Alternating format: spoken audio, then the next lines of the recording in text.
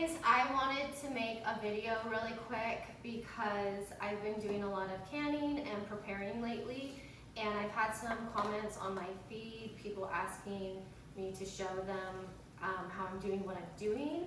Let me start by saying I'm totally an amateur. I'm brand new at this, but I feel like I want to share it with other people because I think there are other people that want to be prepared.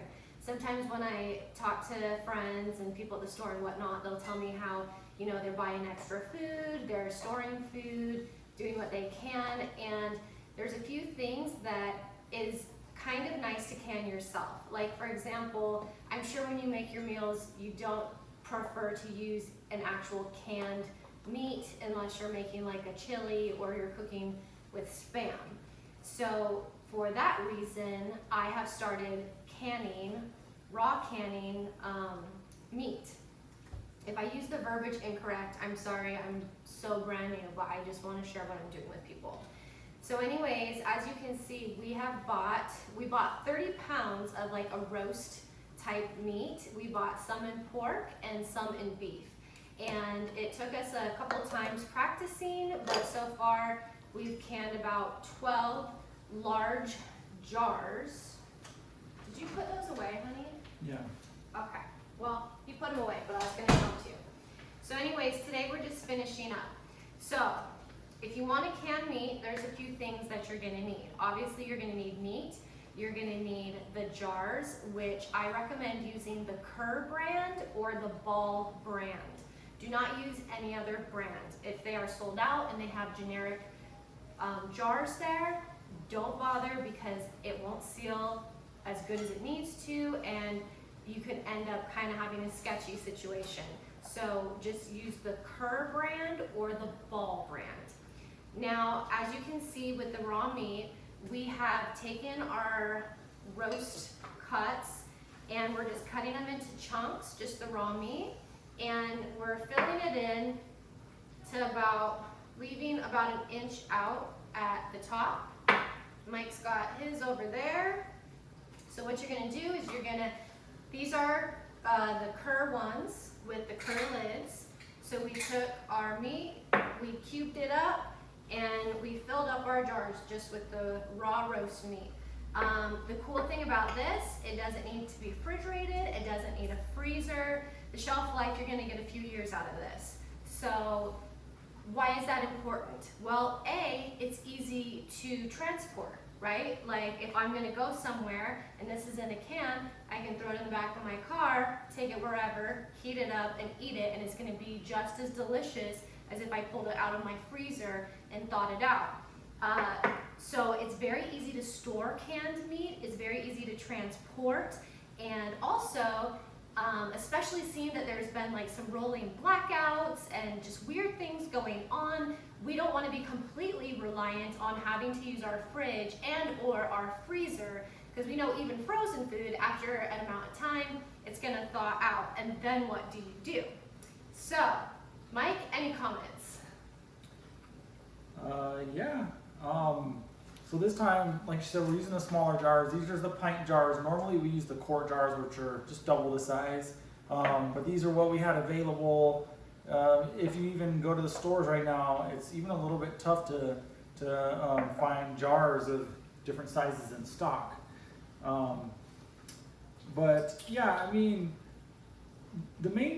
one of the main things is kind of doing this in bulk. I mean, this is roast, and we love to eat roast. A lot of our Sunday meals are kind of roast and potatoes and things like that. So roast is a really good meat for our particular situation to can. So yeah, it's pretty simple to do. I mean, we're just cutting it up in chunks. We're gonna add, you'll see in a second, some salt here. So the next thing you're gonna do is you're gonna take a teaspoon and you're gonna take your salt. And this is optional. If you have some kind of salt, you know, can't have too much salt in your diet, you don't have to put salt in it. It's just for flavoring.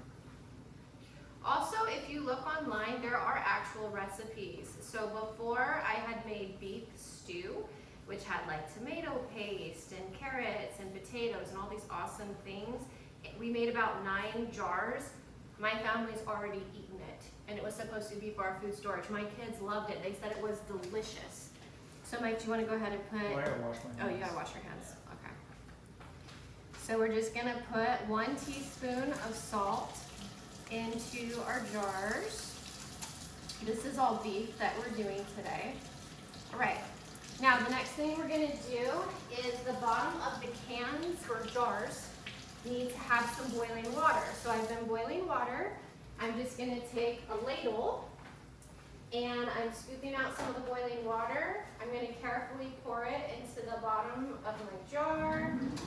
And that was probably too much, okay? This was probably too much water. Honestly, you probably only want like a couple inches in the bottom. This is like halfway full. Another thing that's really, really important when you're canning is the rims need to be super, super clean. So after I put my boiling water in, I'm going to rub the top of that rim. It needs to be spotless, no nicks, nothing. Then I'm gonna take my Kerr or Ball brand lid, very important. I'm gonna place it securely on the top.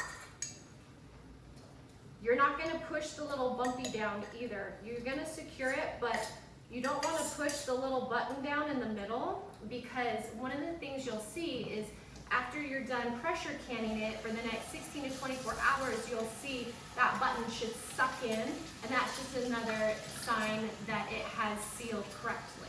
So here's 1 can of meat. So then I'm just gonna go through. I'm taking my ladle. There we go, that's probably a little better. See, I got about that much water in the bottom. Taking a paper towel or any towel, and I am just cleaning that rim really well. Mike, do you want to talk to them about the pressure canner that we use or how it works? Yeah, so like she said, she's gonna take a minute and she's gonna put, you know, an inch or two at the bottom of water in each of these jars. And then she's gonna just hand tighten them. You don't have to get too crazy. And then we'll take and we'll fit as many as we can on the bottom of our canner here. In fact, let me turn this off so we get the heat going for it. And then So this is the All-American brand canner. I gotta buy another rack because we could fit 2 layers of these jars in here. But there's a rack here in the bottom. Maybe I can kind of show it to you. I can pull it out real quick. Now the All-American brand is just what I'm gonna Well, recommend. it looks like this. Yeah. It Wow. kind of helps the jars when if they're bouncing around, it kind of helps them not crack. Yeah, you want to keep the jars off the bottom, so you kind of need that lid. And so I need 1 more for the second layer, because these are smaller jars, so you can layer them up. The bigger jars, there's not really room to layer 2 stacks of big jars in there. But once we get those in there, we're going to take this lid, You need it. and you'll notice it's got a little pressure gauge right here. Where our elevation is here in Vegas, we're about 2,000 feet above sea level. So we want to get it to about 10 pounds of pressure for the main 90 minutes that it's going to cook. And that's roughly 240 degrees. I don't know if you can see that. And then we have an old school steamer here. So what we're going to do is we're going to have this straight up. So what that does for the older ones is allow steam to come out. So as soon as steam has come out of these 4 different holes, we want it to come out for about 10 minutes. And after about 10 minutes, we're gonna push this to the side.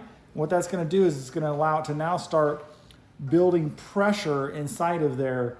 And we want it to build to around 10 pounds, and then we're gonna keep it at around 10 pounds. Now some of your newer canners, and I ordered a replacement part. It's real easy to swap these out. It's just a little wrench. It's a little bit different of a system. It just allows the steam to escape, and then you have a weight, and the weight sits on there, and the weight actually helps you regulate the poundage. So it'll have a 5, a 10, and a 15 marker on that weight. And so you just stick the 10 pounds on there, and then once you're ready to do that, after it's steamed for 10 minutes, then what that's going to allow you to do is allow it to just keep the 10 pounds regular, because we do have to monitor a little bit to make sure it stays right around 10 pounds. make sure our heat levels, are correct throughout the 90 minutes. So the poundage is correct. But with the newer system, you don't have to really monitor it as closely because that weight will help you regulate that 10 pounds the whole 90 minutes, which is, it's gonna be nice to have. Since we're new at this, it's not a big deal. We're kind of monitoring anyways, but now that, we've used this older system, we kind of see, how cool some of the new methods are, the new gadgets. Anyways. So if you want to get one of these pressure canners, I think we bought a used one on eBay. I've seen them on Prime a couple times. I'm telling you, if you think you're interested in canning and you see it pop up on Amazon Prime or new ones on eBay, I would pick them up because the company, I think, is sold out until December. Yeah, they're backordered right now till December. I don't think they can see you right there. Yeah, sorry, they're backordered till December. Parts, some parts are still in stock. Like if you want parts, you want to upgrade your old canner, sometimes they have parts. And then there's other websites besides the All American Canner main website. You can kind of check out if they've got parts. So yeah, I had to replace our pressure gauge because when we got it, it wasn't correct. And so I was able to pick that up straight from the All American Canner website. It's about 17 bucks plus shipping. So the parts aren't real expensive. Your main cost is going to be, the actual can itself. How much is that? Between $300 and $500 depending on the size. This one is, a pretty standard size. This isn't your biggest. I believe your biggest is like a 41-ish quart size, which is pretty big. We're, new at this, so we're not canning as much food right now, so we don't need to have a super big can. And this is a pretty standard size that a lot of people buy. It's around, this one might be 21.5 quarts or 25 quarts. I don't remember exactly, but it's right around that standard size. Not too big. Most women can kind of heft it, So there's a little bit of boiling water left in my pot, so I'm just gonna kind of pour it in here. You should already have probably like 2 or 3 inches, maybe 4 or so. Just the bottom should have some water in it already. We put it on high and we just kind of let this pressure cooker start to heat up before we put our jars in. Again, like if you're a pro canner, like my cousin Sarah Wadsworth or my sister Randy Wagerly, please comment below if I'm doing something wrong.